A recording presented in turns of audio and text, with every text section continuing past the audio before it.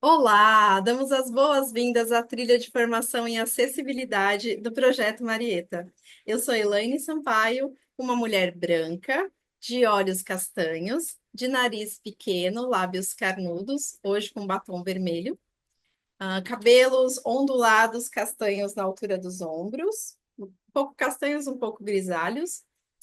Hoje eu estou com um brinco prateado, anéis prateados e uma camisa polo azul.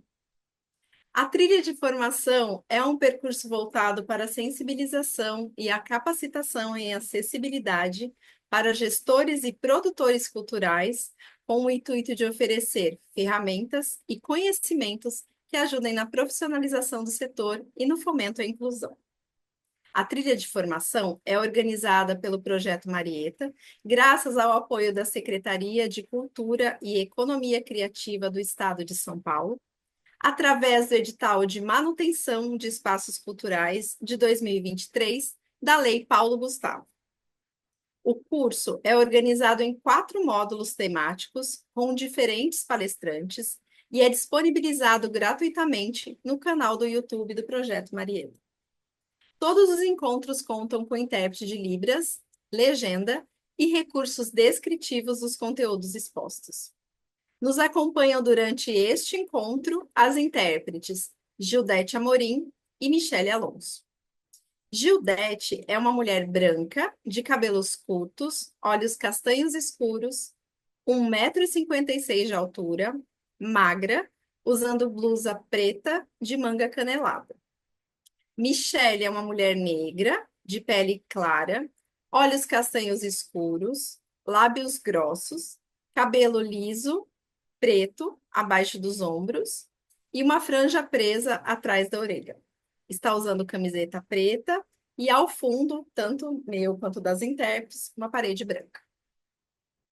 O primeiro módulo é uma introdução ao tema da acessibilidade, onde vamos apresentar e dialogar sobre os conceitos da deficiência, acessibilidade e inclusão, além de apresentar um panorama das lutas, da legislação e das políticas públicas em acessibilidade, especialmente em relação ao mundo da produção cultural. A nossa convidada de hoje é Tabata Contri, mãe, atriz, apresentadora e mulher com deficiência. Tabata, muito obrigada por ter aceito o nosso convite para partilhar suas experiências, para trazer todo esse repertório aqui para a gente. E o título da nossa conversa de hoje é Inclusão, Acessibilidade e Panorama Brasileiro. Eu vou ler a biografia da Tabata como introdução. Tabata Contri, atriz, apresentadora e comunicadora, foi a primeira atriz cadeirante a fazer uma novela em nosso país, passando pela TV Globo e Band. Recentemente esteve na novela Travessia, da TV Globo, abrindo um espaço necessário na teledramaturgia para artistas com deficiência. Atuou em muitos palcos como atriz e assistente de direção na Oficina dos Menestréis e fez campanhas publicitárias para inúmeras marcas, tanto na TV como na internet. É consultora de diversidade, equidade e inclusão, com mais de 17 anos de experiência. Aplica palestras e treinamentos para inclusão socioeconômica de pessoas com deficiência e de mais empresas em todo o Brasil. Eu vou passar agora a palavra para a Tabata, para que ela possa se apresentar. E aí, no segundo momento, a gente volta para bater um papo aqui, conversar um pouquinho sobre o tema. Bom encontro para a gente. Muito obrigada, Elaine. Oi, gente. Tudo bom com vocês? Eu sou Tabata, sou uma mulher branca de 44 anos, tenho cabelos ondulados, hoje eles estão um pouco molhados, abaixo dos ombros. Eu tô com um vestido com estampa de coqueirinhos. Eu tenho 1,74 m de altura, não dá para perceber porque eu tô sentada na minha cadeira de rodas. Atrás de mim tem uma parede branca, tem uns quadrinhos de bulldogs franceses, eles estão um com luva de boxe, o outro com fone de ouvido, tem um outro mais para cima que está com uma câmera fotográfica, não sei se quem enxerga está vendo, mas quem não enxerga já viu mais do que quem enxerga aqui nessa descrição. Eu vou compartilhar, vou pedir licença porque eu vou compartilhar aqui o conteúdo com vocês e eu estou muito feliz né, de estar aqui com vocês nesse projeto para falar de acessibilidade, de inclusão para gestores e gestoras culturais. Então, vamos embora. Eu estou mostrando aqui minha tela e nessa tela tem uma foto tirada do fundo do palco, onde na frente do palco tem vários atores e atrizes que são cadeirantes. Então, a gente vê eles de costas e de frente para a plateia, né? Ali na frente da foto, ao fundo da foto, a gente vê a plateia. A foto foi tirada do fundo e aí a gente vem com o tema inclusão, acessibilidade e panorama brasileiro. Aqui no canto direito, e a gente vai ver em vários slides, uma fotinho minha, então estou eu na cadeira de rodas aqui com uma calça laranja, uma blusa branca e meu arroba do Instagram, que é o arroba Tabata Country. Muito bem, gente. Sigo aqui então com o nosso roteirinho. E antes da gente começar a conversar, a gente vai ver um vídeo. Daqui a pouco eu volto para comentar. E aí, como é que tá? Fala, Zezinho, tudo tranquilo? É, Tamo indo comer uma feijoada, vamos? vamos? Tua irmã? Não, namorada. Parabéns. Parabéns pra mim, eu que aguento ele. Parabéns pra você também.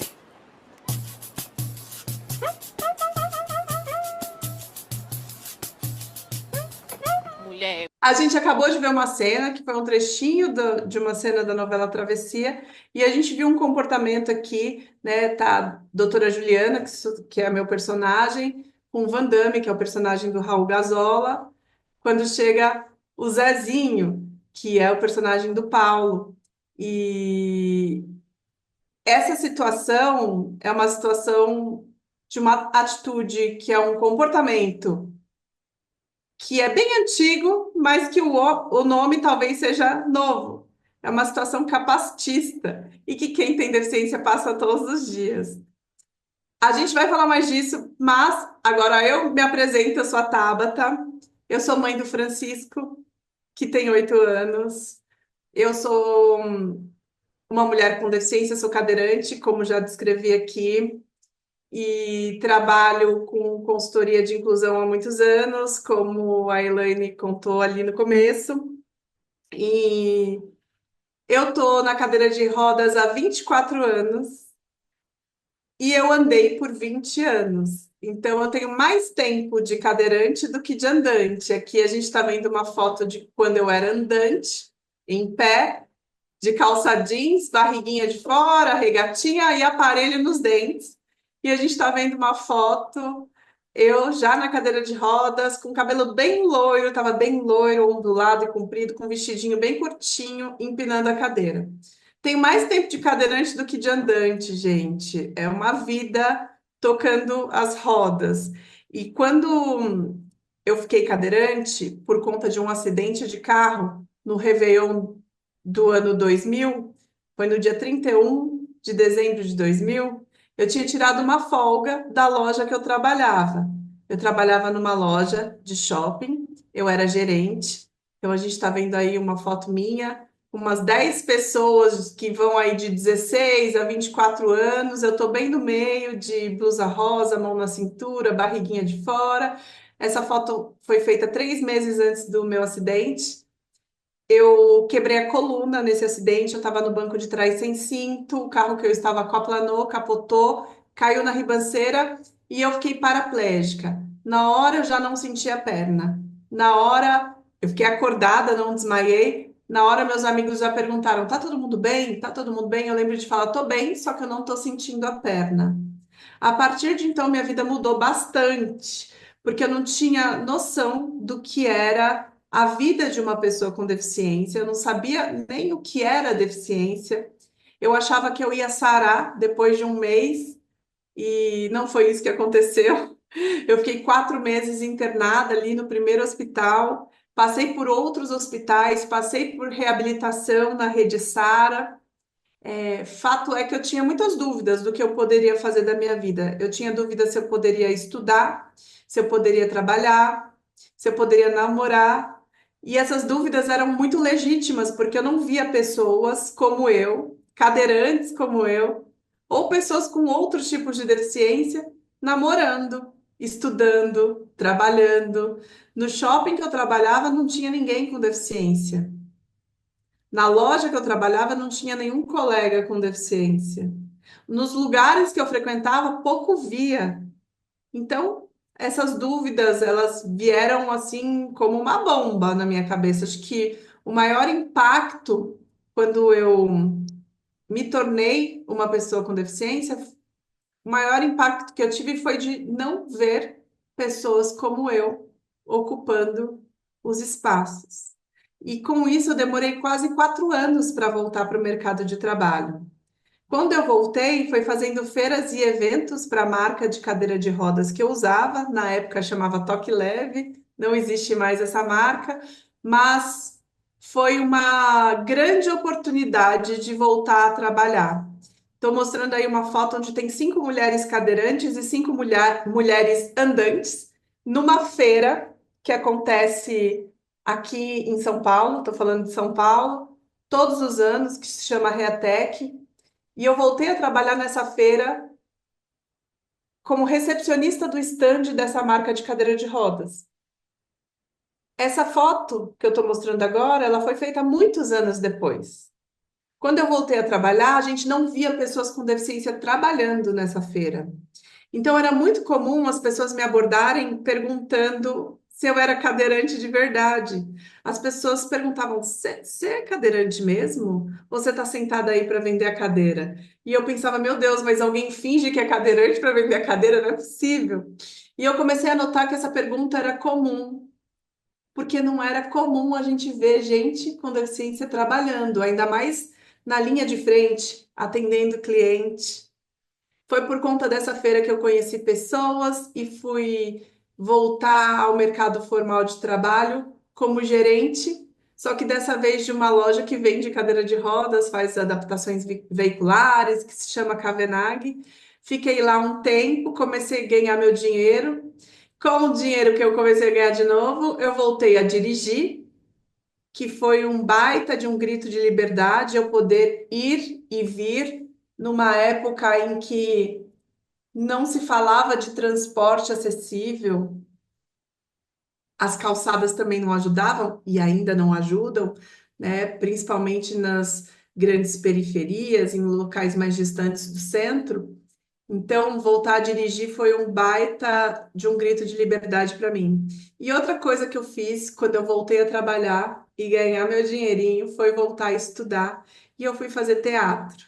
Eu comecei a fazer teatro na Oficina dos Menestréis, em São Paulo, e aqui eu mostro algumas imagens minhas no palco. Eu com outro parceiro, também cadeirante, fazendo um senhor e uma senhorinha, num texto do Luiz Fernando Veríssimo. Eu com a plateia atrás de mim, numa entrevista para Folha. Eu com um jornal. Vestida de boneca de pano num show do Teatro Mágico e por aí vai algumas fotos minhas na cadeira de rodas no palco. Foi na Oficina dos Menestréis que eu me apaixonei pelo teatro, que eu comecei a ver uma possibilidade de profissão, de nova profissão, que eu antes não conhecia e não me entendia como uma atriz, e foi o que me despertou a vontade de fazer teatro. E assim eu fui fazer escola de atores do Wolf Maia, fui fazer musical para teatro no Senac, fui fazer dança e circo na Academia de Circo e Dança Suzy Bianchi, por aí fiz bastante coisa, né? Continuo mostrando algumas fotos minhas no teatro, eu de Lady Marian com Robin Hood cadeirante, eu de Salomé no musical Banquete da Vida, com corpete vermelho, bota. E quando eu estudava teatro, percebi que os meus amigos sem deficiência, atores e atrizes sem deficiência, faziam muito mais testes do que eu, consequentemente, pegavam muito mais trabalhos do que eu. E eu comecei a notar que era por causa da cadeira de rodas. Então, a gente tinha um mercado de trabalho que não estava preparado para uma atriz cadeirante.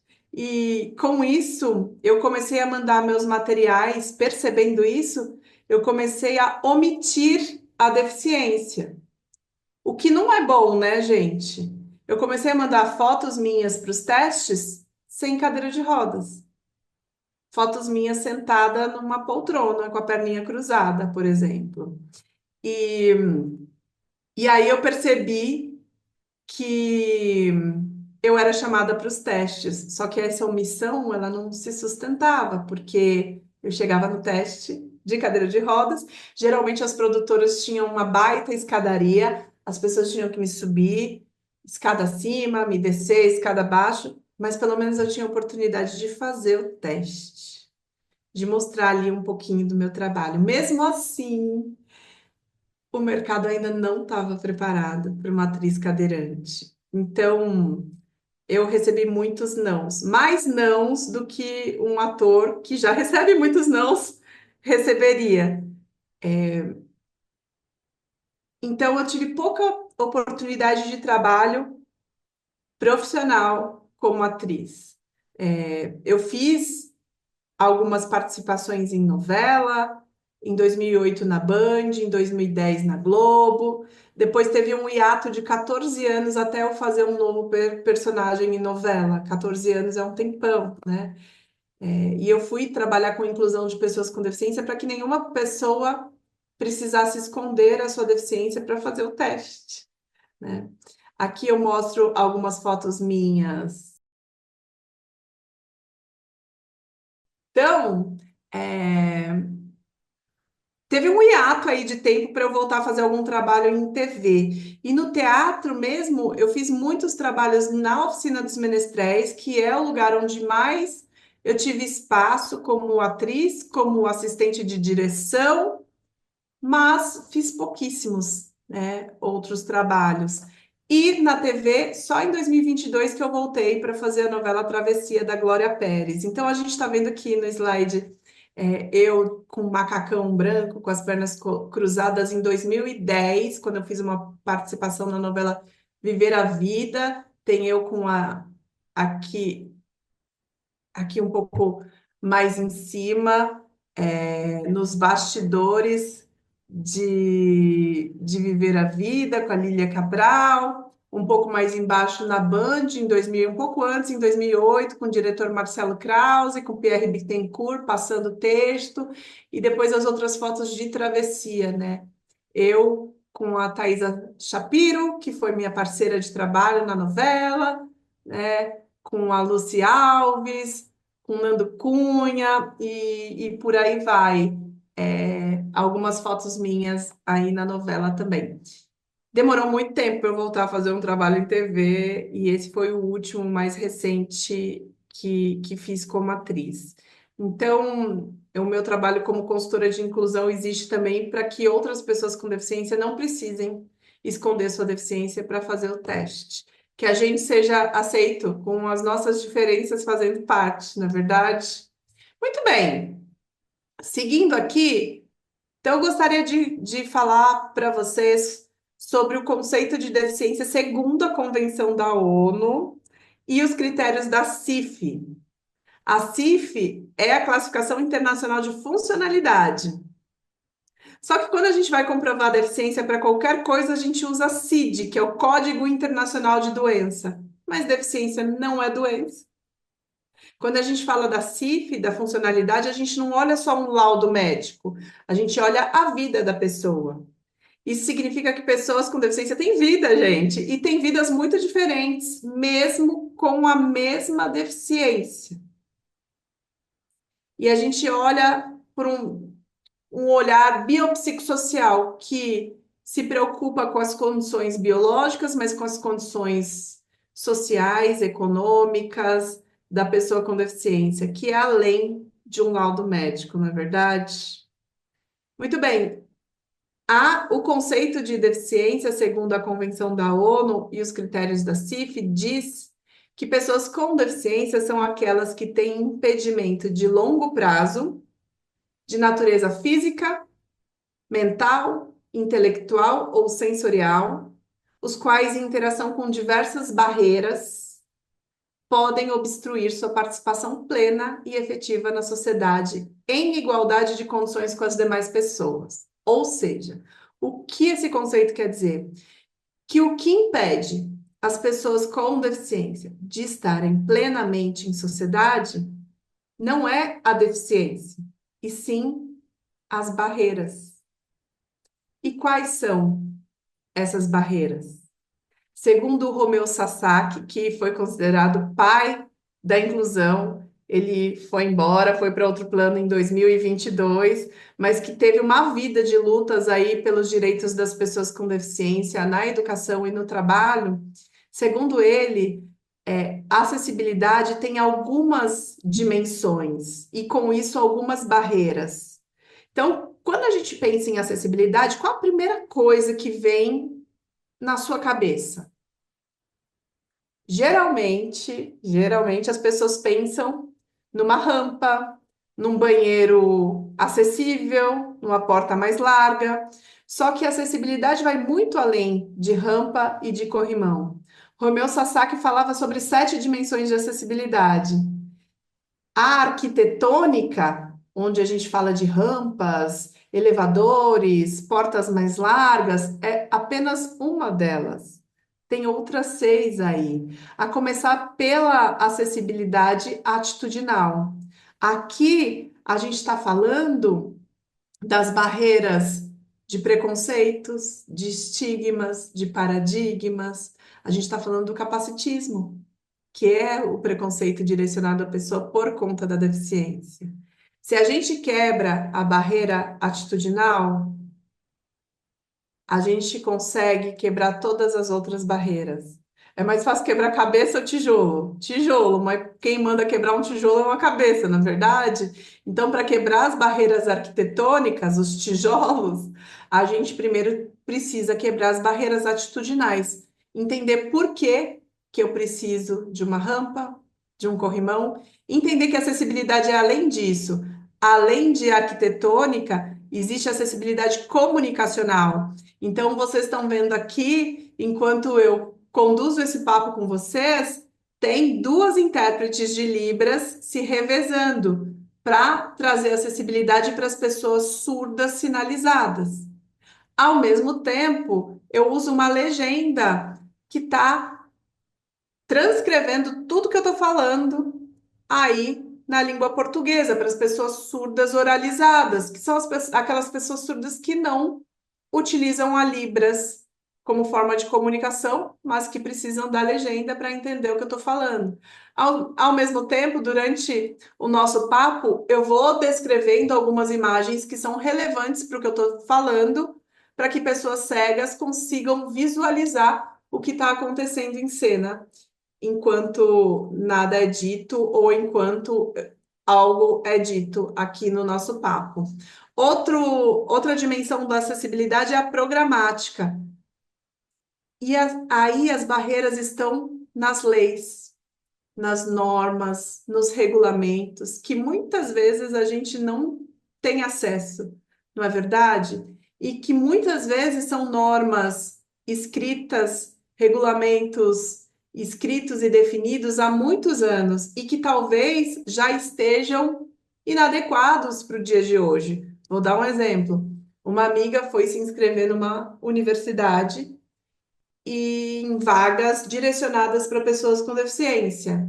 No regulamento estava escrito assim, que as vagas eram para pessoas com deficiência, mas que não podia pessoas com deficiências sensoriais, ou seja, estava excluindo pessoas surdas e pessoas cegas, pessoas com baixa visão, pessoas com baixa audição, que não podiam pessoas com deficiência de locomoção, ou seja, estava excluindo pessoas que usam cadeira de rodas, muletas, bengalas, ou pessoas com nanismo. E, pasmem, estava escrito que não podiam pessoas com deficiências estéticas. E aí eu pergunto para você, o que é uma deficiência estética? Eu não sei, até agora eu não entendi o que essa norma queria dizer. Fato é que essa universidade pode sofrer um processo de discriminação, porque não se pode abrir oportunidades para pessoas com deficiência e excluir pessoas com deficiência. Então, a gente precisa rever algumas normas, algumas leis, alguns regulamentos que foram escritos e definidos há muito tempo e que não, que nos dias de hoje mais excluem do que incluem pessoas.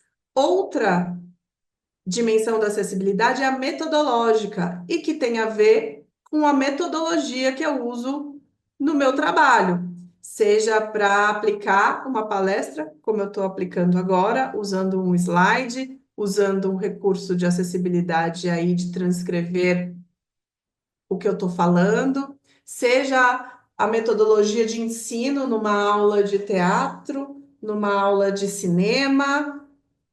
Será que a minha metodologia está acessível a todas as pessoas? E é sempre um desafio, porque a gente tem que entender muito quem são as pessoas que virão, para entender que acessibilidade que a gente vai promover. Porque alguns recursos de acessibilidade já estão disponíveis, a gente já consegue usar, a gente já sabe que precisa de um intérprete de Libras quando a gente não sabe quem é o público que virá. Mas outros não, outros a gente cria junto de acordo com a necessidade da pessoa. Outra dimensão, mas isso não pode ser uma barreira, então a gente tem que quebrar as barreiras metodológicas. Outra dimensão de acessibilidade é instrumental. Que instrumento que eu uso? Que instrumento que as pessoas que trabalham comigo usam no dia a dia? Se é um figurino, será que esse figurino é acessível para uma pessoa que tem nanismo, por exemplo? Para uma pessoa cadeirante, né? Será que o meu equipamento de proteção individual, o meu EPI, ele está adequado para quem não tem 3 dedos da mão? Por exemplo, uma luva para quem não tem os 3 dedos da mão. Essa luva continua tendo aquele espaço para os 3 dedos, então pode colocar aí essa pessoa em risco. Então eu preciso ligar para o fornecedor e contar: olha, fornecedor, eu tenho uma pessoa aqui que não tem esses 3 dedos. Será que a gente consegue desenvolver uma luva que seja adequada para essa pessoa? E aí a gente desenvolve algo para aquela pessoa, seja um figurino, seja um equipamento de proteção individual, seja um computador, seja qual for o instrumento de trabalho daquela pessoa. Mas o instrumento de trabalho também não pode ser uma barreira. Então a gente tem que quebrar as barreiras instrumentais. A outra dimensão de acessibilidade é a natural. E aí, minha gente? O desafio é maior porque a gente está falando das barreiras da natureza. Talvez eu não consiga tornar acessível o pico do Everest, mas já existem soluções de acessibilidade para locais que são mais rústicos. Por exemplo, quem aí já viu aquelas esteiras que colocam na praia, na areia da praia, para as pessoas com mobilidade reduzida conseguirem chegar pertinho do mar? Isso é uma adaptação, a gente chama de adaptação razoável. Ela é um recurso de acessibilidade que está previsto na Lei Brasileira de Inclusão, porque ela é uma adaptação específica para sanar a necessidade, para quebrar as barreiras de uma pequena população ou de um indivíduo. Então, é algo que não está nas normas de acessibilidade, que é a NBR 9050 de 2020, mas que traz acessibilidade para um grupo de pessoas ou para um indivíduo. Eu fiquei sabendo que em Fernando de Noronha, que é um lugar paradisíaco, nunca fui, não conheço ainda, aceito convites, inclusive, mas que é um lugar rústico. Eu fiquei sabendo que já existe uma rota acessível para pessoas cadeirantes ou com mobilidade reduzida. Adoraria conhecer, inclusive. Então, é possível a gente quebrar algumas barreiras naturais também. Então, a acessibilidade vai muito além de uma rampa, de um corrimão, de um elevador. A acessibilidade também é atitudinal, além de arquitetônica, comunicacional, programática, metodológica, instrumental e natural. Um salve para o Romeu Sassá, que esteja onde ele estiver, que trouxe essas pérolas para a gente, assim, essa riqueza de conteúdo para que a gente quebre mais e mais barreiras para que pessoas com deficiência estejam plenamente em sociedade, assim como diz o conceito de deficiência, segundo a ONU e segundo os critérios da CIF. Muito bem, gente. Seguindo aí, quando a gente olha para a população com deficiência e, e pensando em barreiras atitudinais, aí existe uma confusão de conceito quando a gente fala de independência e de autonomia. Independência e autonomia não são as mesmas coisas, não é a mesma coisa, porque independência quer dizer, quer falar, independência é a capacidade da pessoa cumprir uma tarefa fisicamente sem auxílio. Então, independência tem a ver com execução. Eu consigo vestir minha roupa sozinha, calçar meu tênis sozinha. Aqui a gente está vendo uma imagem de uma pessoa amputada que usa uma prótese de perna numa plantação de tomates. Essa pessoa está agachada, colocando um tomate dentro de uma caixa cheia de tomates. É uma pessoa que consegue executar, cumprir uma tarefa sem auxílio. É uma pessoa independente. Já a autonomia tem a ver com a capacidade da gente escolher, refletir e decidir como uma ação será realizada. Autonomia tem a ver com poder de decisão, com decidir. E aí a gente vê uma imagem de uma mulher tetraplégica numa cadeira motorizada. Essa mulher é a doutora Daniela Bortmann. Ela é líder de saúde mental da Bayer. Ela é uma médica que é tetraplégica e que não tem 100% de independência. Precisa de ajuda para se vestir, precisa de ajuda para cruzar a perna, precisa de ajuda para auscultar o paciente quando vai fazer um exame. Mas quem decide é ela. Ela decide que roupa que ela vai vestir, se ela vai cruzar a perna ou não, e como ela vai atender esse paciente, né? Onde ela vai trabalhar, com o que ela vai trabalhar. A decisão é dela. Percebe a diferença entre independência e autonomia? Se alguém me perguntar assim, você prefere ter independência ou autonomia? Eu prefiro os dois. Pode escolher os dois? Nem sempre dá para escolher, né, gente? Mas se eu puder escolher, eu prefiro ter autonomia, porque eu não gostaria que ninguém tomasse as decisões por mim. Eu gosto de eu mesma tomar as minhas decisões. Então, pessoas com deficiência devem e podem ter autonomia sobre as suas vidas, mesmo que precisem de uma ajuda ou outra para cumprir uma ou outra tarefa. E com isso, eu mostro para vocês uma imagem de um teatro. São duas imagens de teatro, onde tem aqueles locais reservados para a pessoa em cadeira de rodas. Tem aí uma imagem da cadeira de rodas, o espaço reservado, e geralmente esses espaços são ali na primeira fileira, um do lado do outro, com a imagem das cadeiras, ou no meio da plateia com um espaço para cadeirante do lado de outro espaço para cadeirante. E aí eu pergunto: a pessoa tem poder de escolha nesse caso? Ou a gente está tirando a autonomia da pessoa? E se a pessoa que usa cadeira de rodas tiver acompanhada de outras pessoas que não usam cadeira de rodas? Será que elas vão poder sentar juntas? Será que se for um casal onde uma pessoa é cadeirante e outra é andante, eles vão poder ficar lado a lado?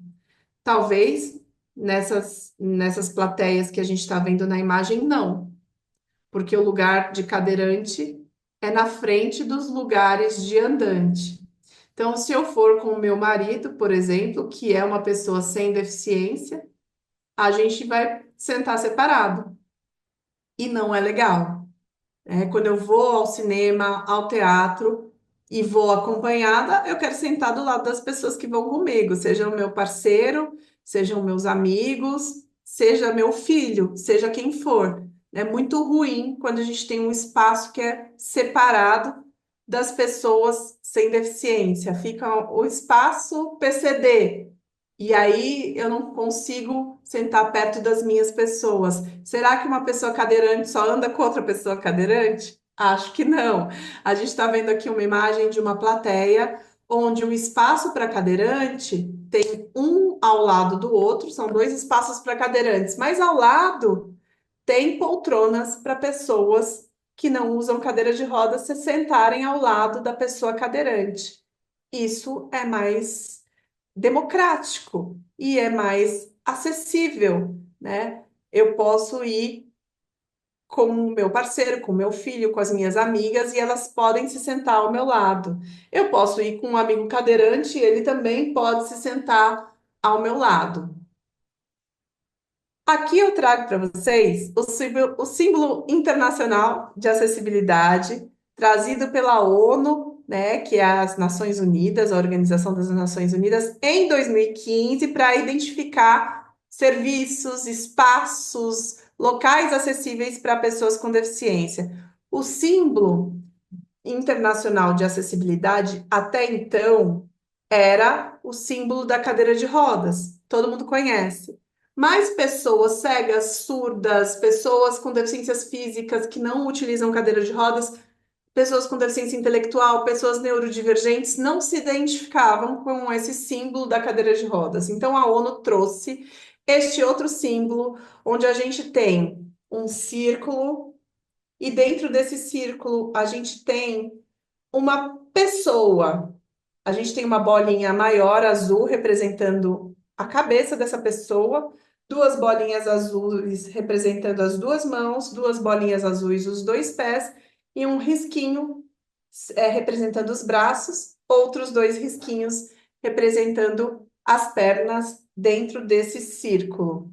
Esse é o novo símbolo internacional de acessibilidade que a ONU trouxe em 2015 e que nem todo mundo conhece ainda. Eu já encontro esse símbolo nas feiras e eventos que são direcionados a pessoas com deficiência, nas revistas do segmento. Quando eu vou ver um carro adaptado numa concessionária, eu já vejo esse símbolo, né, para vendas específicas para pessoas com deficiência.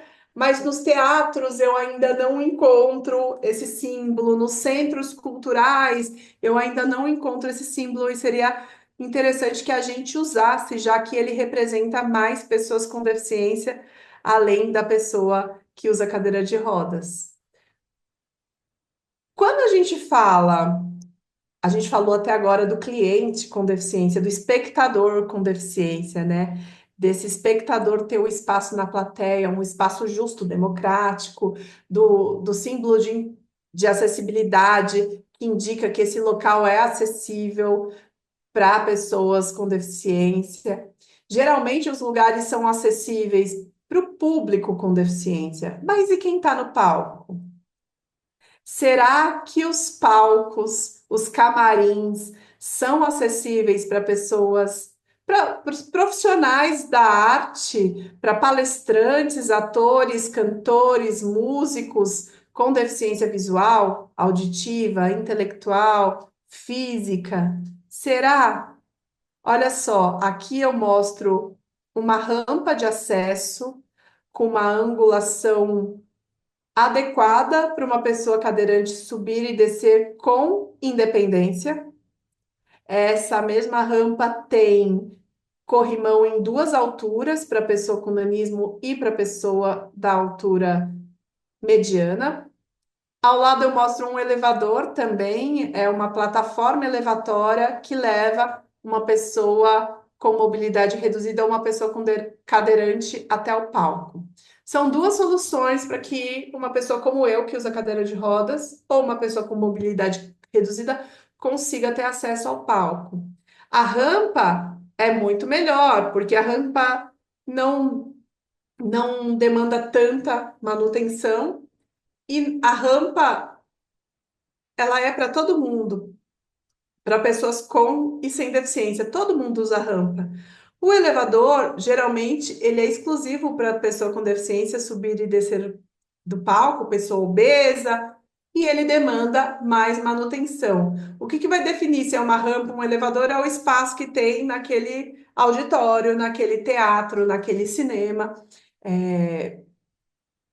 e um arquiteto especializado em acessibilidade e em desenho universal vai dizer qual o melhor recurso de acessibilidade para aquele local específico. Eu já fui muito carregada para o palco.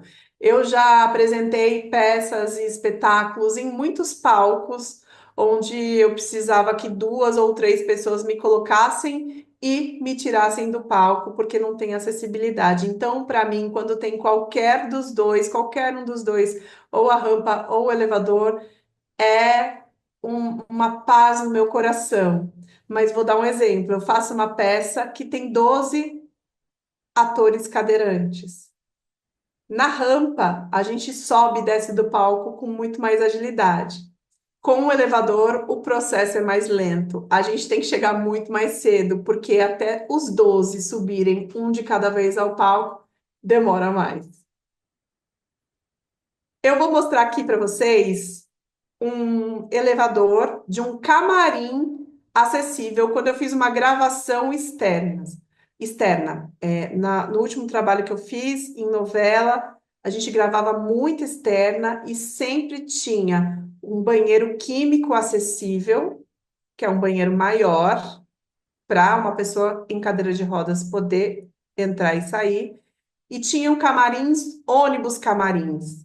E eles sempre locavam um ônibus camarim com elevador, para que eu subisse e descesse com independência. Então a gente vai ver uma cena comigo entrando de Tabata com a minha roupa e saindo já caracterizada de doutora Juliana, que era a personagem que eu fazia na novela Travessia. Vamos ver. Camera ready, action. Yeah, I do like. Let's camera ready, action. Do you know what I mean? Muito bem. É um vídeo rápido, mas só para a gente ter ideia de como funciona um elevador dentro de um ônibus, né, gente? E foi uma solução maravilhosa. Eu me senti acolhida, eu me senti respeitada como profissional quando eu tinha acessibilidade para poder me caracterizar numa gravação externa. Eu já tive nessa mesma emissora há muito mais anos atrás, uns 10, 12, 14 anos, né? E não tinha esses recursos ainda, e hoje tem. Então, a gente percebe que o mundo está evoluindo, os recursos de acessibilidade estão melhorando, a tecnologia ajuda demais, né? Mas, principalmente, acho que, mesmo com toda a tecnologia, o que mais é transformador é um valor que é um comportamento chamado atitude. E ter atitude inclusiva é um comportamento que a gente desenvolve, é um olhar que a gente desenvolve nos ambientes que a gente está. E a gente só desenvolve a atitude inclusiva convivendo com pessoas com deficiência no dia a dia, né, gente?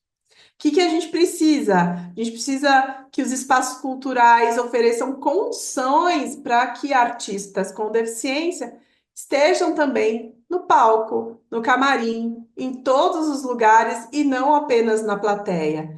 Então, eu, que sou uma mulher cadeirante, preciso de um banheiro acessível. Afinal de contas, eu preciso fazer as minhas necessidades fisiológicas e ter um espaço adequado para isso. Eu preciso de um camarim acessível, que eu gostaria de me trocar junto com as minhas colegas e os meus colegas de trabalho.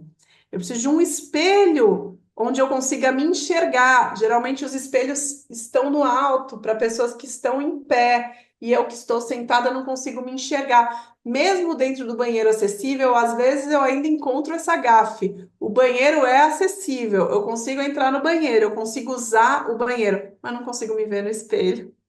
E preciso de acesso ao palco. Aqui a gente está vendo um camarim onde tem uma pia mais baixa e um espelho para que pessoas sentadas possam se enxergar. E aí independe da pessoa ter deficiência ou não. O fato da pessoa estar sentada, seja numa cadeira comum, seja numa cadeira de rodas, faz com que a pessoa consiga se enxergar no espelho. Ao lado a gente vê aí as medidas mínimas mínimas mesmo, de um sanitário acessível conforme as normas da ABNT, NBR 9050. Passando aqui, A gente está vendo um palco. Essa é uma peça que eu fazia num elenco onde tinham pessoas cadeirantes, pessoas cegas e uma pessoa surda.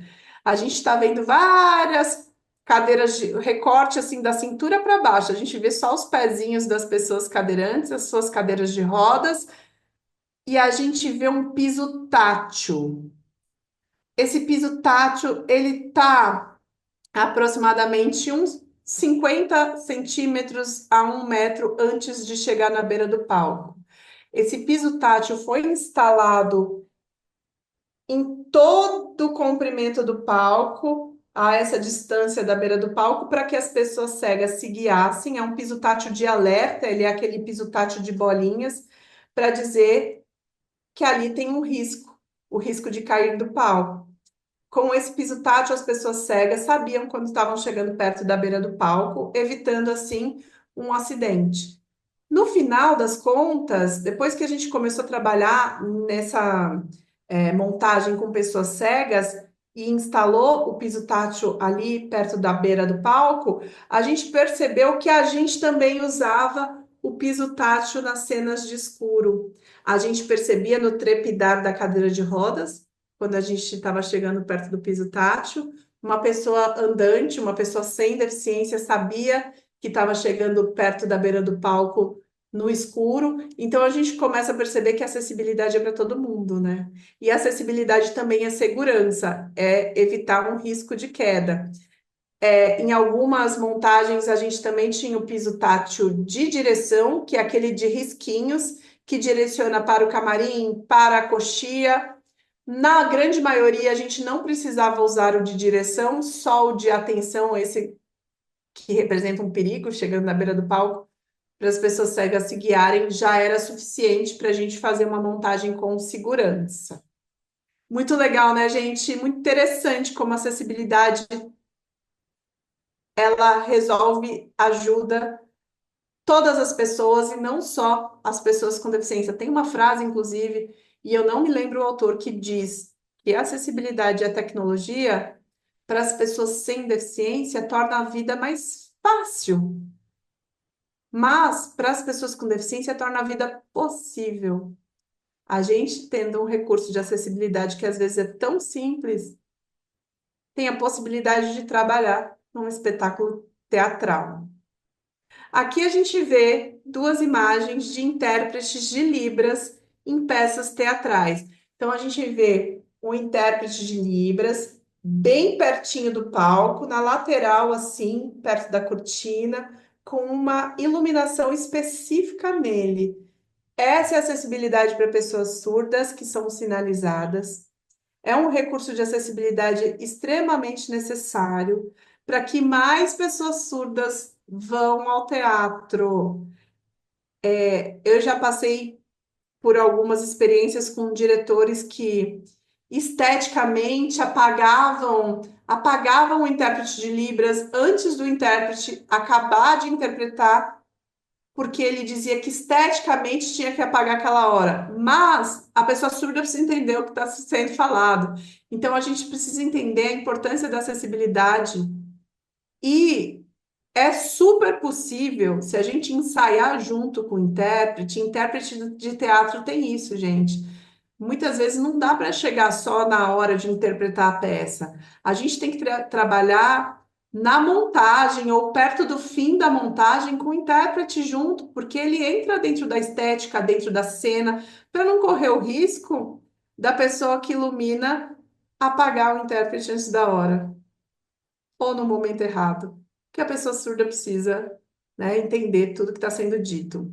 Já existem alguns recursos de intérpretes remotos, mas não é tão efetivo, porque imagina você ir a um cinema ou ir a uma peça de teatro, onde você precisa instalar um aplicativo no seu celular, o intérprete aparece aqui na tela do seu celular.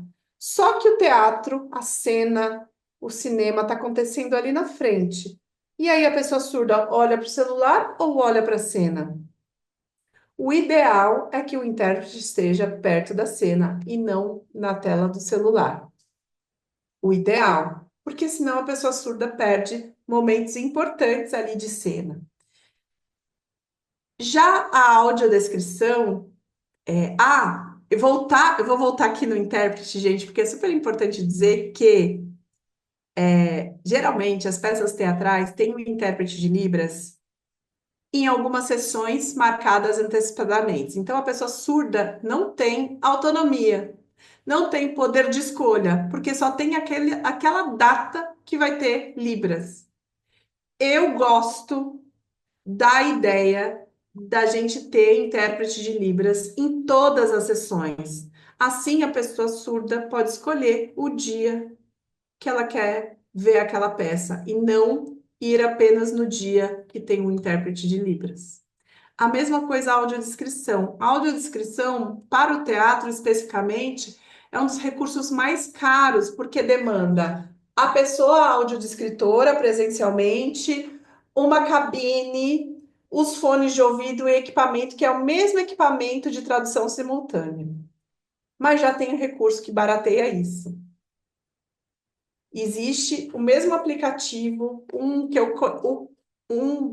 dos que eu já vi é da Biplay, que a pessoa segue, instala, que tem um audiodescritor remotamente, a pessoa cega, põe o fone, e aí esse recurso do audiodescritor remotamente funciona super bem.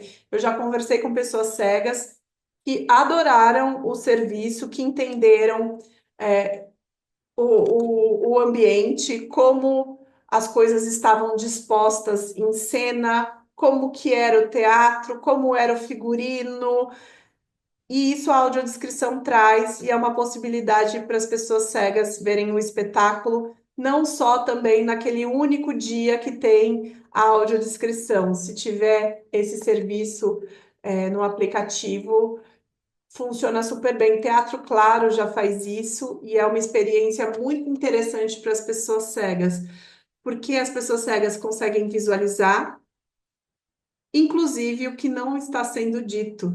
Tem tanta cena onde a gente não diz, mas o nosso olhar fala, o nosso movimento corporal, nossa expressão corporal fala, o que está acontecendo ali sem fala.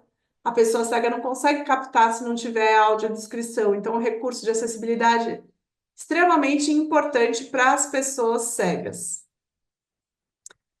E aí eu quero falar sobre um comportamento que se chama creep face. Você já ouviu falar de creep face? Creep face é quando um modelo ou um ator sem deficiência fazem uma foto, um filme ou um personagem com deficiência. E aí estamos vendo Cléo Pires e Paulinho Vilhena na campanha das Paralimpíadas no Brasil, que aconteceram no Brasil em 2016, como embaixadores da campanha, só que eles pegaram a foto deles e, por computação gráfica, tiraram o braço da Cléo Pires e tiraram uma perna do Paulinho Vilhena e colocaram uma prótese no lugar da perna do Paulinho Vilhena. Isso é creep face. Por que não colocam esses atores, entendo que eles são famosos e que eles chamariam atenção ao lado de atletas com deficiência, ao invés de tirarem o braço da Cléo Pires e a perna do Paulinho Vilhena por computação gráfica? Aqui a gente também vê uma cena daquele filme, um cartaz daquele filme Amor Sem Medida, com a Juliana Paz e o Leandro Hassum, onde diminuíram o Leandro Hassum por computação gráfica para ele ficar pequenininho, para ele se tornar uma pessoa com nanismo. E aí a comunidade de pessoas com nanismo ficou muito chateada, com razão, porque tem tantos atores e atrizes bons com nanismo, só que a sociedade ainda não conhece, e eles não vão ficar famosos se eles não tiverem oportunidade de exercitarem a profissão, porque entendo que como protagonistas escolhem pessoas que já são atores e atrizes famosas, porque vão chamar a atenção, porque vão atrair público, mas quando um ator ou uma atriz com deficiência será tão famosa quanto se não tiver horas de voo, horas de palco, horas de cena? Nunca, né? Então, a creep face para a pessoa com deficiência é como a black face para as pessoas negras. Mas a gente já entendeu que é ridículo pintar um ator branco de preto para fazer um personagem negro. sendo que a gente tem atores e atrizes negras maravilhosos.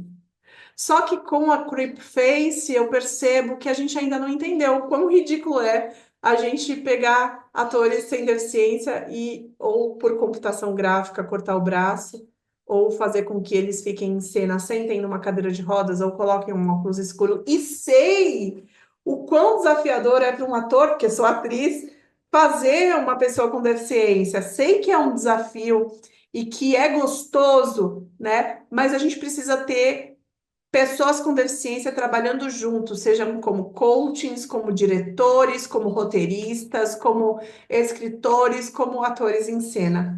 Porque o impacto da Creep Face cai diretamente no bolso, na economia daquela pessoa com deficiência que deixa de trabalhar e, consequentemente, deixa de receber por isso. O impacto é direto no dinheiro. Não circula dinheiro entre a comunidade de profissionais com deficiência. Muito bem. Queria saber com os bastidores aqui como que a gente está de horário, se a gente consegue seguir mais um pouquinho. O que Pode que vocês seguir acham? tranquila, Tabata. Estamos Posso? tranquilas. Tá. Então vou nessa. Muito bem, pessoal. E aí a gente tem exemplos de espetáculos maravilhosos. Esse é o Spring Awakening, que rolou na Broadway em 2015. A gente está vendo a atriz e cantora Alice Stroker, que é uma mulher com deficiência, ela é cadeirante, tem cabelos loiros, compridos, ondulados, ela está caracterizada com vestido, meia calça, bota, cantando ao lado de outros atores. Alguns são surdos, outros são ouvintes, eles estão usando a língua de sinais, aqui provavelmente é a língua americana de sinais, tem uma das atrizes ali com violão nas mãos. Então é um espetáculo onde o elenco usava a língua de sinais e a língua americana, o inglês, que era a língua nativa dessas pessoas que estavam em cena. Ou então a gente não tem creep face aí, porque a gente tem atores e atrizes com deficiência em cena. A gente está vendo agora a Dina Bainbridge, não sei se é assim que pronuncia o nome dela, ela será a primeira atriz cadeirante a interpretar a personagem Nessa Rose no musical Wicked na Broadway. E é muito interessante ver uma atriz cadeirante de verdade em cena, porque aí a gente não vai ter creep face. Como vão fazer para a gente ver no começo da peça, onde ela ainda é andante? Eu não sei, mas alguma solução criativa eles vão dar para não pagar o mico de ter uma atriz sem deficiência usando uma cadeira de rodas na maioria do espetáculo que vem depois que a Nessa Rose se torna cadeirante.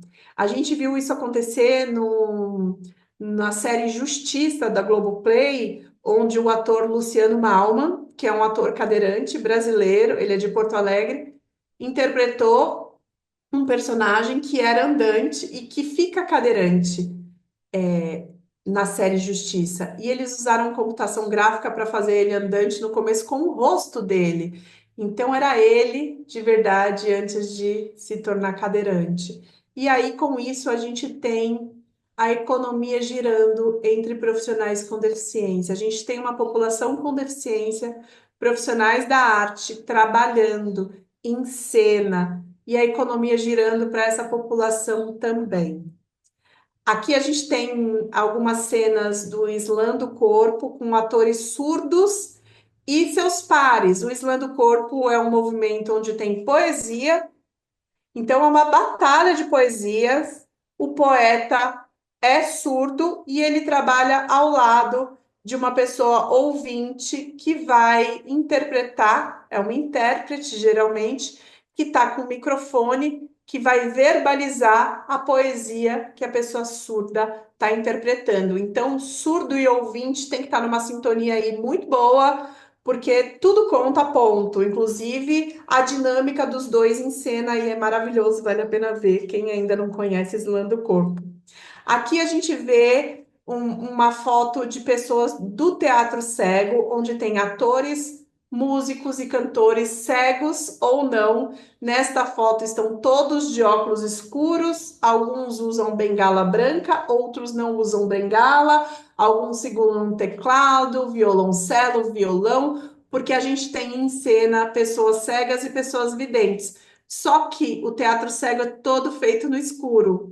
Então, as pessoas cegas e as pessoas videntes, elas se movimentam o tempo todo em cena através, se guiando com o piso tátil. O piso tátil ajuda todo mundo em cena, porque eles se movimentam. Tem momentos que eles estão do meu lado direito, tem momentos que eles estão do meu lado esquerdo, tem momentos que eles sobem uma escada, que eles descem uma escada.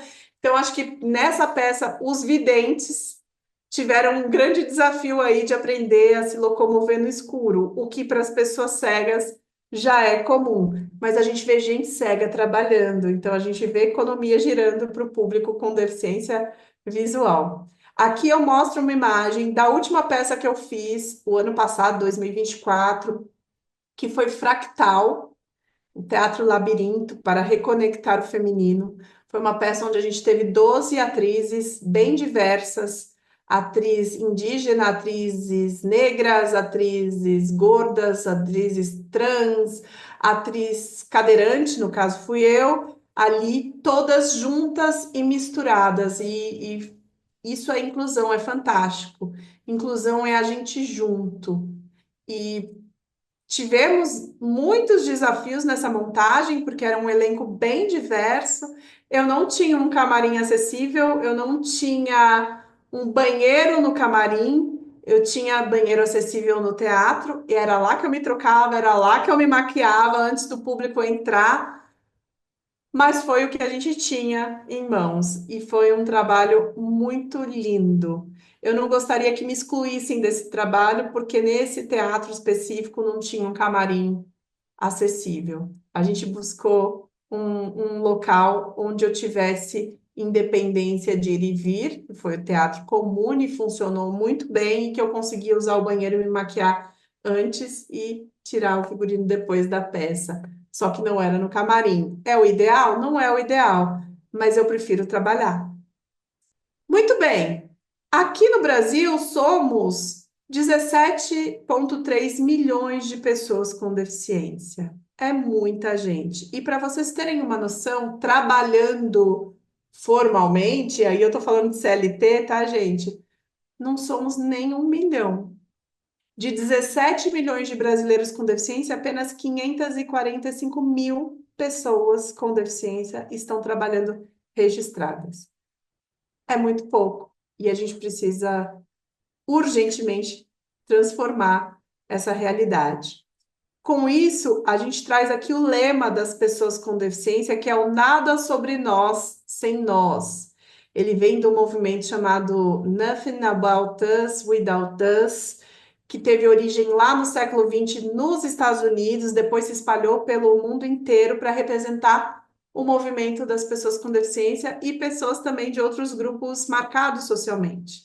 O que quer dizer o nada sobre nós sem nós? Quer dizer que não dá para decidir ou definir nada sobre uma pessoa com deficiência sem ela junto.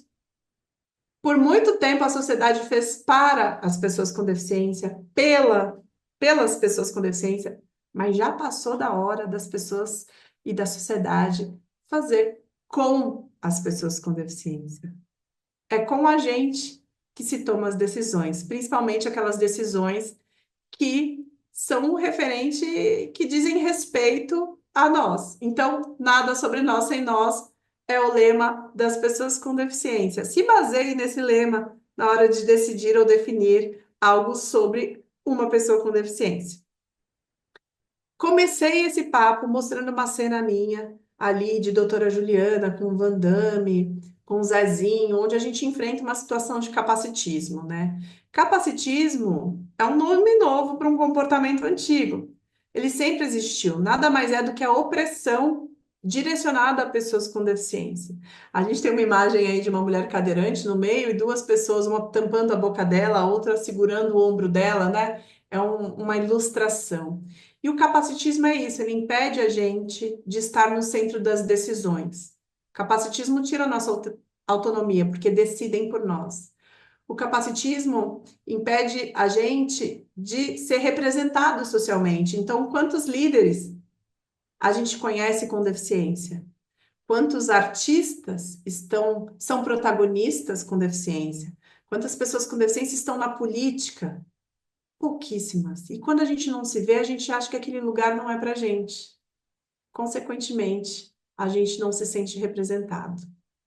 Então, o capacitismo, ele tem um porquê. Ele não é de hoje. Na antiguidade, matavam pessoas com deficiência. A gente não tinha direito à vida. Eu trouxe até uma frase que é bem impactante, que fala assim, ó, matamos os fetos e os recém-nascidos monstruosos. Afogamos-los. Não é devido ao ódio, mas à razão, para distinguirmos as coisas inúteis das saudáveis. Ou seja, pessoas com deficiência na antiguidade eram monstruosas e eram inúteis e não eram saudáveis. O quanto desse pensamento que é lá da antiguidade que até hoje as pessoas trazem, que nos rotulam de doentes, que nos rotulam de inúteis. Depois, com o advindo da igreja, a gente não podia matar. Aliás, um dos mandamentos é não matarás, né? Mas uma família não pouco apresentava seu filho com deficiência para a sociedade. Tinha até a roda dos enjeitados, né? Onde as pessoas colocavam um bebezinho, rodavam lá, e essas crianças elas iam para uma instituição, para uma igreja, para um orfanato, onde as pessoas com deficiência eram todas despejadas lá, mas não eram alimentadas, pouco alimentadas, não eram nada educadas. A gente vê aqui uma imagem de 1490, bem conhecida, que é o Homem Vitruviano, um desenho do Leonardo da Vinci, que representa o corpo humano a partir das proporções ideais. Então, essa ilustração ela representa o ideal de beleza e harmonia das proporções, ou seja, tudo que é diferente desse desenho, que o Homem Vitruviano é um homem magro, musculoso, tá com as pernas e os braços abertos. Tudo que fosse diferente desse homem magro, musculoso, era o inadequado, era o feio. Com isso, a gente se sente inadequado, né? Porque quem tem o corpo do homem vitruviano? Poucas pessoas. A gente também tem na história o apagamento da deficiência. Então, a gente está vendo aí Frida Kahlo, uma grande artista mexicana que era uma mulher com deficiência, porque ela tem sequela de poliomielite e aos 19 anos ela sofreu um acidente de ônibus, né? E aí ela usou cadeira de rodas por muitos anos, né? Ela retrata ela com colete, ela retrata ela acamada, só que quando a gente vê imagens de Frida Kahlo por aí, em estampas de camisetas, em ilustrações, a gente não vê a Frida Kahlo na cadeira de rodas. Então, a gente tem um apagamento da deficiência de uma grande artista que pode e é referência para muitas mulheres com deficiência, as que sabem que Frida era uma artista com deficiência, mas poderia ser para muito mais mulheres. Teve até um episódio que uma loja que chama Bendita Augusta fez a estampa da Frida Kahlo com uma bicicleta. E a comunidade de pessoas com deficiência super foi em cima dizendo: a Frida Kahlo não andaria nessa bicicleta, porque ela tinha uma deficiência física. E essa loja fez o quê? Ela escutou a comunidade e ela desenvolveu uma nova estampa da Frida Kahlo na cadeira de rodas e que vendeu pra caramba, principalmente para a comunidade, porque a gente se conectou muito com aquela imagem da Frida cadeirante. Aqui a gente vê uma imagem de um curta-metragem chamado Circo das Borboletas, está disponível no YouTube em HD. Tem aquele palestrante que chama Nick Vujicic, ele faz o papel principal aí e mostra uma época ali no fim do século XIX, início do século XX, onde era muito comum o circo dos horrores, os freak shows, principalmente nos Estados Unidos, onde pessoas pagavam para ver uma pessoa albina, uma pessoa com nanismo, uma pessoa sem os braços, uma mulher gorda, uma mulher barbada. E aí você pergunta, mas por que que as pessoas com deficiência se sujeitavam a esse trabalho? Ora, porque talvez fosse a única oportunidade que elas tinham naquela época de ganhar dinheiro, de trabalho. É horrível, né? Você ficar numa vitrine para o outro ver as imperfeições do seu corpo, para ver o que não funciona no seu corpo. Mas foi uma época aí onde qualquer pessoa que fosse diferente era exposta dessa forma. Depois a gente vê aqui uma imagem de um cartaz de um curta-metragem. Ah, importante dizer que esse curta, o Circo das Borboletas, tem apenas 19 minutos. É super possível da gente assistir rapidinho ali no YouTube.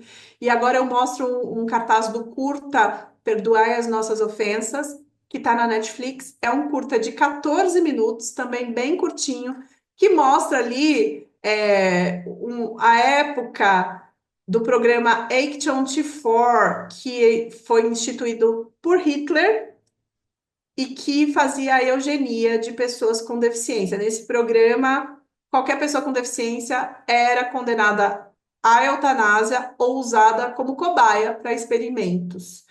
A desculpa era que a gente custava muito para o Estado. E mais tarde, de que não éramos pessoas dignas de continuar vivendo em meio à raça superior almejada aí pelos nazistas.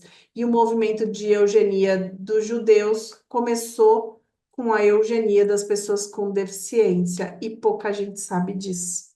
Depois eu mostro aqui um cartaz do documentário Crip Camp, que mostra a revolução de pessoas com deficiência nos anos 70 nos Estados Unidos. Mostra a luta das pessoas com deficiência por acessibilidade, por direito à educação, por direito ao trabalho. É um documentário produzido pelo Barack e pela Michelle Obama, a produção executiva é deles, e que mostra pessoas reais, pessoas que estão vivas até hoje, inclusive uma das líderes desse movimento, que foi a Judy Hellman, que a gente vê na imagem em preto e branco de óculos, na cadeira de rodas, aqui falando ao microfone, ela faleceu em 2022, ou 2023, recente, bem recente. E ela foi uma pessoa admirável. Com esse movimento, no filme mostra muito como o capacitismo atravessa as pessoas com deficiência. Me chamou muito a atenção vários momentos desse documentário, mas um específico onde uma mulher com paralisia cerebral vai ao médico e ela está com dores abdominais muito fortes. E o médico manda ela direto para a cirurgia para tirar o apêndice. Só que ela não tinha apendicite. Essa mulher estava com gonorreia, que é uma doença venérea. Esse médico não examinou essa mulher, porque talvez na cabeça dele, uma mulher com deficiência não tinha vida sexual ativa. Com isso, essa mulher teve que passar por uma cirurgia para tirar um apêndice que estava saudável, sendo que ela estava com gonorreia. No filme, ela até comemora a gonorreia, gente. A gente dá risada de uma coisa ruim, assim, mas porque tá vivendo a vida dela livremente, né? Mas a gente vê o impacto do capacitismo na vida da pessoa com deficiência, né? Esse é o capacitismo médico. E aí, alguns movimentos no Brasil vieram muito motivados por esses movimentos das pessoas com deficiência dos Estados Unidos nos anos 70. Nos anos 80, a gente teve muito forte aqui no Brasil o movimento do Centro de Vida Independente. E entre 2004 e 2015, o movimento Superação, embora esse nome Superação não seja muito bem visto hoje pela comunidade de pessoas com deficiência, era o nome que a gente conhecia. Eu estou aqui numa das imagens, a gente vê muitas pessoas ali caminhando na Avenida Paulista, em outros lugares, carregando faixas, indo para as ruas em defesa dos direitos humanos, em defesa da acessibilidade. Era um movimento que a gente fez por muitos anos aí em busca de equidade para as pessoas com deficiência, que se tornou um documentário, tá na Claro TV, e o documentário chama Nada Sobre Nós Sem Nós, vale a pena ver, conta um pouquinho da nossa história. Como que o capacitismo se expressa? Ele se expressa muitas vezes sem querer, e a gente chama isso de microagressões, porque embora a gente não tenha a intenção de ser capacitista, muitas vezes a gente é, e ele vem muitas vezes com um sentimento de pena ou de caridade. Caridade, embora ajude, não resolve. E a gente precisa de oportunidade, não de caridade, né? Vem com um sentimento de inferioridade, vem com um sentimento de infantilização. Então apertam minha bochecha, como se eu fosse criança. E eu sou uma mulher adulta, por exemplo, vem com uma infantilização, um sentimento de superproteção, falam com a gente no diminutivo.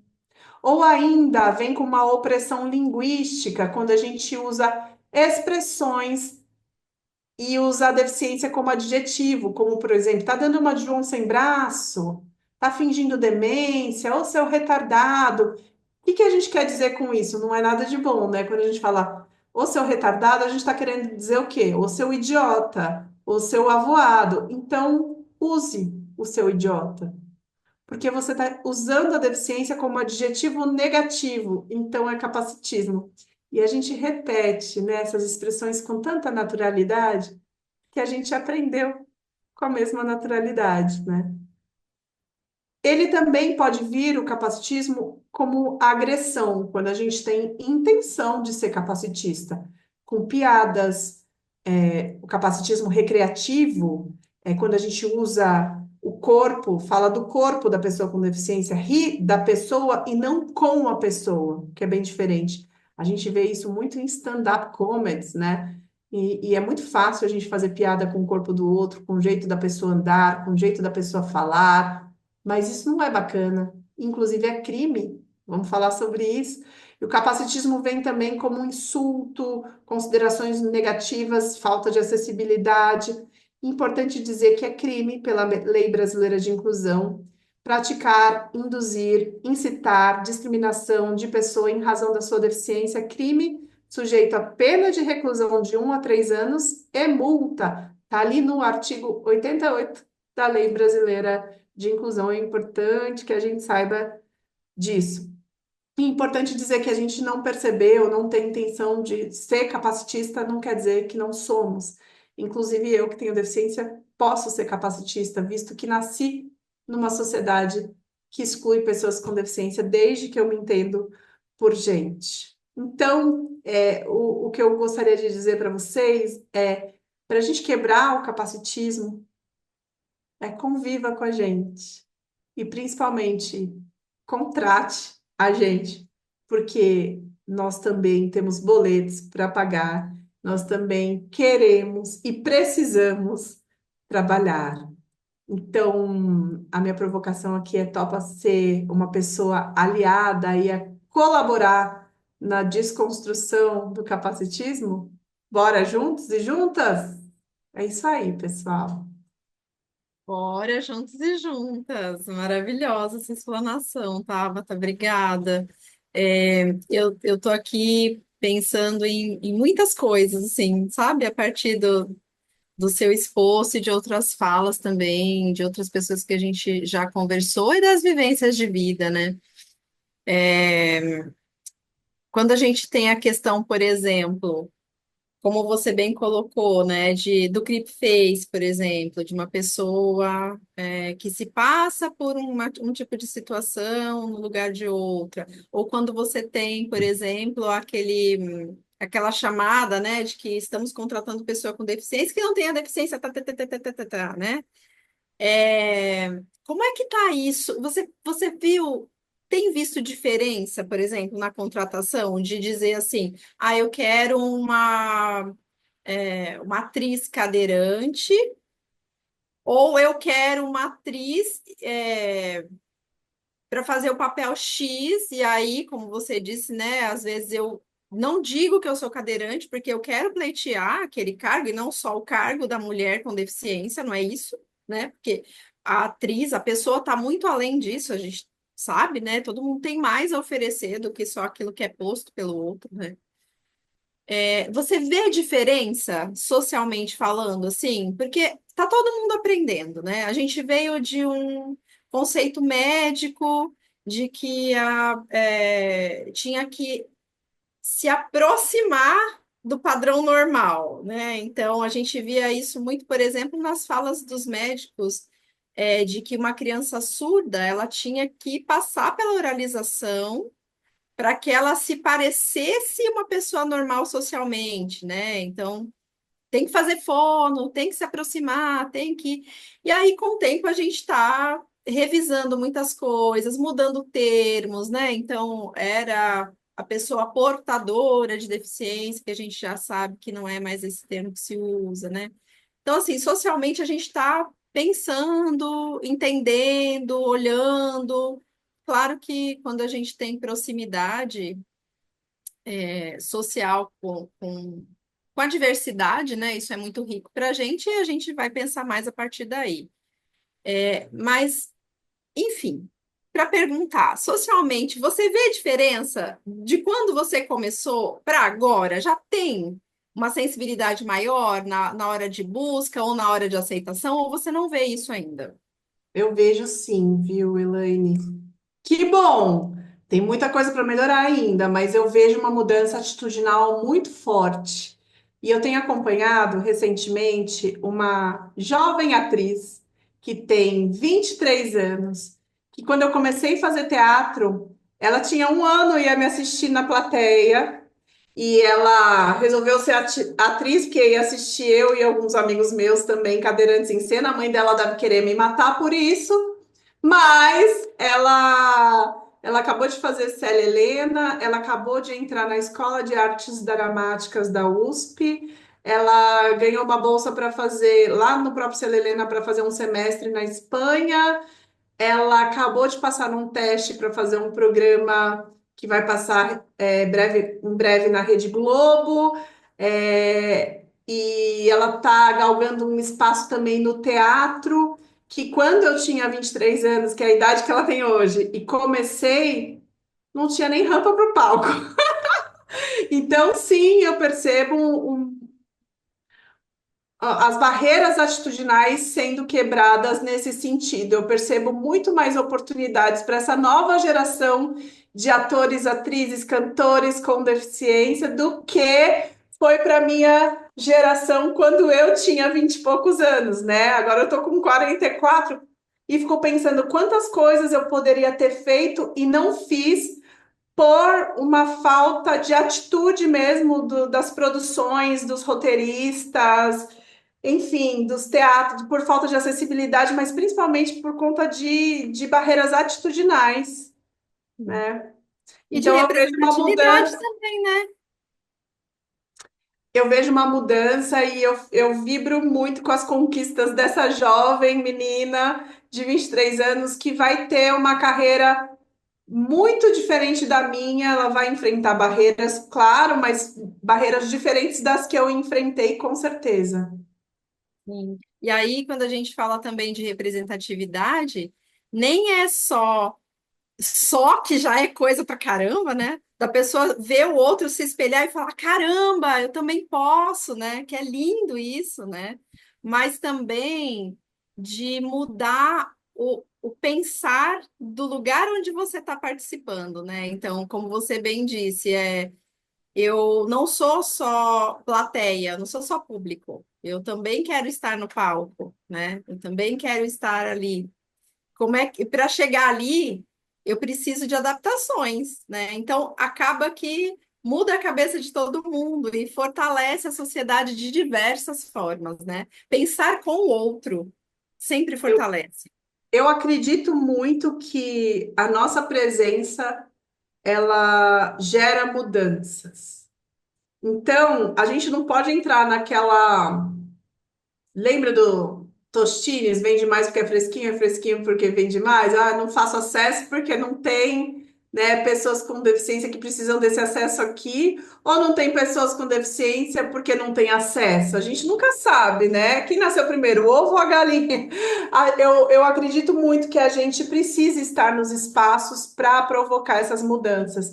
E eu já ouvi como palestrante de contratantes dizendo que não podiam me contratar porque não tinha acessibilidade para o palco. E eu dizia, eu prefiro trabalhar. Eu prefiro sabe o nada sobre nós sem nós? Nesse momento é isso que a gente tem que utilizar. Eu prefiro ser carregada para esse palco do que eu deixar de estar nesse palco. É claro que eu preferiria entrar e sair com independência e com autonomia na hora que eu quero, quando eu decido. Mas eu prefiro estar, eu prefiro trabalhar, eu prefiro estar nos palcos. Eu não quero estar excluída, né? E eu percebo e venho percebendo o quanto a minha presença gerou essas mudanças. Só que agora a gente está em 2025, né, gente? E a acessibilidade já é lei desde o ano 2000, então a gente não pode deixar de provocar essa mudança antes até da gente estar lá, né? O quanto que esse local pode proporcionar acessibilidade, que é lei. E, Tabata, você vê diferença entre os estados por onde você caminha? Você vê diferença, assim, que a lei é para todo mundo, né? A gente tem as leis gerais brasileiras, a gente sabe que tem uma questão econômica de um estado para o outro, enfim, né? Mas assim, no geral, você vê muita diferença, tipo, esse estado aqui tá super à frente em determinadas coisas, em outras nem tanto. Você consegue traçar esse panorama pra gente? Olha, a Lei Brasileira de Inclusão é a lei mais nova e direcionada ao público com deficiência, o Estatuto da Pessoa com Deficiência ou Lei Brasileira de Inclusão, que entrou em vigor em janeiro de 2016 e ela reforça muitas outras leis. O Brasil é o país que mais tem leis, né, gente? Só que não tem fiscalização suficiente. Então, muitas dessas leis, incluindo a Lei de Acessibilidade, que é 10.098 do ano 2000, tem 25 anos já, não é cumprida por falta de fiscalização. Percebo que nas grandes capitais a gente tem mais acessibilidade, claro que nos interiores, quanto mais para o interior dos estados a gente vai, mais barreiras arquitetônicas a gente enfrenta. Mas, por exemplo, eu já fui numa cidadezinha do interior de São Paulo, chamada Porto Primavera, onde eu tinha um evento para fazer, e é uma cidade que cresceu em volta de uma grande empresa lá. É por conta da empresa, acho que todo mundo que está naquela cidade trabalha para aquela empresa. E eu fui fazer um evento para essa empresa. E eles, em uma semana, adaptaram o hotel que eu ia ficar, adaptaram a rampa para o palco que eu ia estar. Em uma semana, numa cidade do interior que eu achei que eu ia passar um. Já vou preparada para o perrengue, tá, gente? Eu sei que quando eu viajo, eu já vou me preparando psicologicamente para possíveis perrengues, porque eles vão acontecer. Mas eu fui surpreendida positivamente porque eu tive muito respaldo ali das pessoas que me contrataram, tanto no hotel, o hotel adaptou o quarto em uma semana, em uma semana. E o pessoal da empresa adaptou o acesso para o palco nesta uma semana. Então, é possível, né? É claro que você tocou numa questão econômica, que é importante, que é o dinheiro, né? Muitas vezes a gente não tem recursos financeiros para viabilizar a acessibilidade em tão pouco tempo. Por isso que a gente precisa de planejamento. Todo novo espetáculo, novo projeto já precisa incluir a provisão de investimento para recursos de acessibilidade desde o começo do projeto. Porque depois que o projeto está pronto, é claro que fica inviável a gente colocar libras, audiodescrição, legenda, fazer a rampa para o camarim, porque a gente não previu isso no planejamento, então isso tem que estar no planejamento.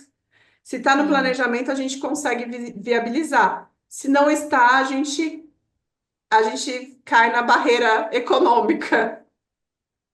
E é tão bonito, né? Hoje a gente tem alguns espetáculos que já tem Libras integrado, que o intérprete não está mais no cantinho e já tem audiodescrição integrada. É uma outra experiência, né? Porque daí a gente está falando de experiência do usuário também, né?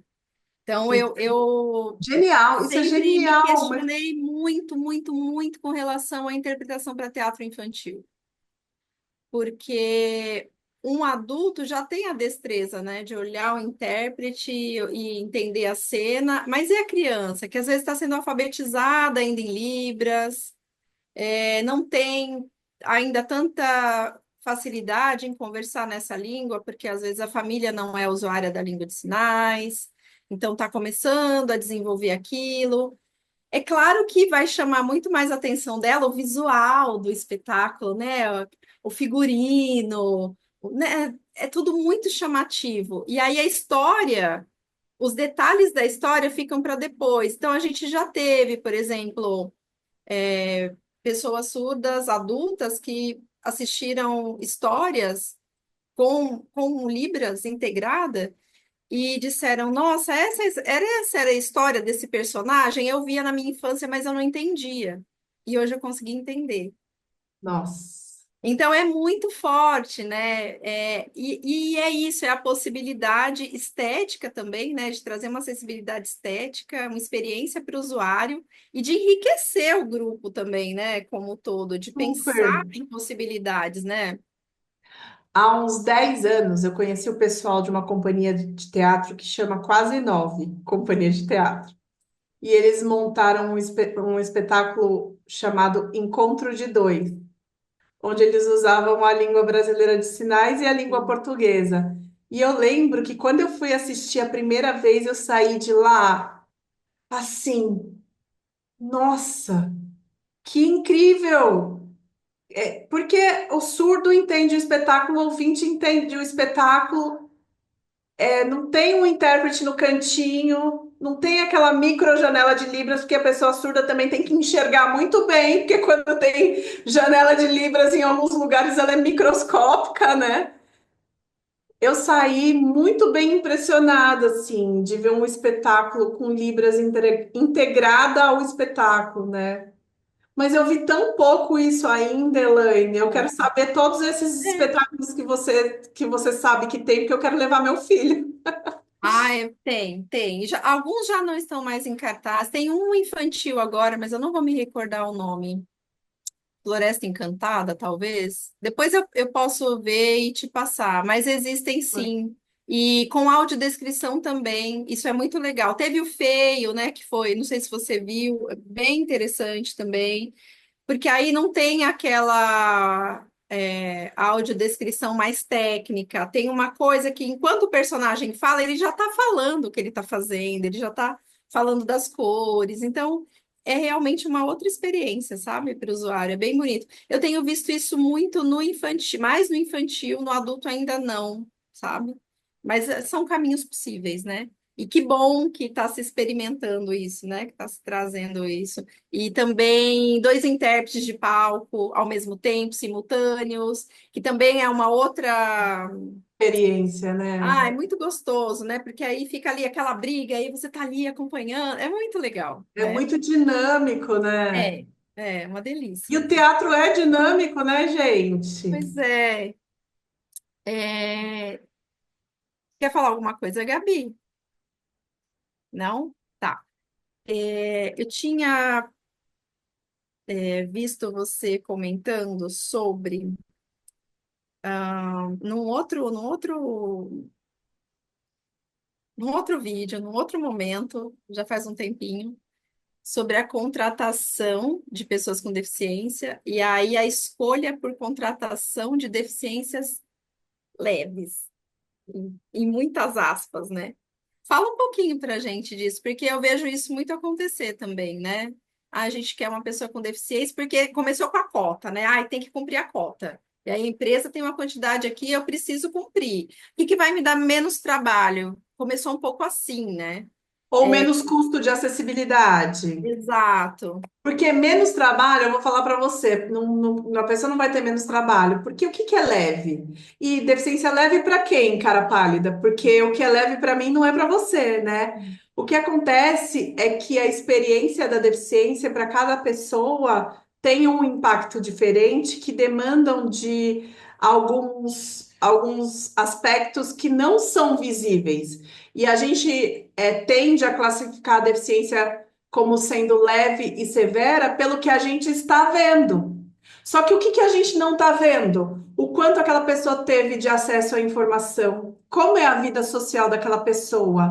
Ela sabe que tem lei de cotas, que ela pode trabalhar em empresas com mais de 100 colaboradores entrando por uma cota. Ela sabe que tem um recurso de ajuda técnica, seja um aparelho auditivo, uma bengala, uma muleta, uma cadeira de rodas mais leve, mais moderna, consequentemente mais cara, porque esses equipamentos são caros, mas será que ela sabe? Porque quando a gente tem informação, a gente sabe que tem linhas de crédito que financiam esse tipo de equipamento para as pessoas com deficiência com menos de 1% de juros ao mês. Tem uma linha que é do Banco do Brasil, que chama BB Acessibilidade, tem outra linha que é da Caixa Econômica Federal. Você só precisa comprovar sua deficiência, precisa ter pelo menos 6 meses de conta, tem que ser correntista 6 meses, mas você pode financiar até R$ 30.000 de equipamento, pode ser uma cadeira motorizada, pode ser um aparelho auditivo, uma prótese, em até 60 vezes com menos de 1% de juros ao mês. Então, será que essa informação chegou na pessoa? Porque quando ela tem essa informação, ela vai atrás. Ela vai atrás, gente, do RG da pessoa com deficiência. Acabei de fazer o meu, vou buscar amanhã. Que você pode mudar e colocar a informação que você tem a deficiência no seu RG. Um monte de gente não sabe disso, né? E com informação, quando eu vendia cadeira de rodas, por exemplo, eu atendi um cara que andava num skate, mas tinha um Corolla. Ele poderia ter uma cadeira de rodas, mas ele andava num skate. Também atendi um cara que andava num skate, morava na comunidade, que a comunidade fez uma vaquinha e comprou uma baita cadeira boa para ele. O que que a gente não está vendo?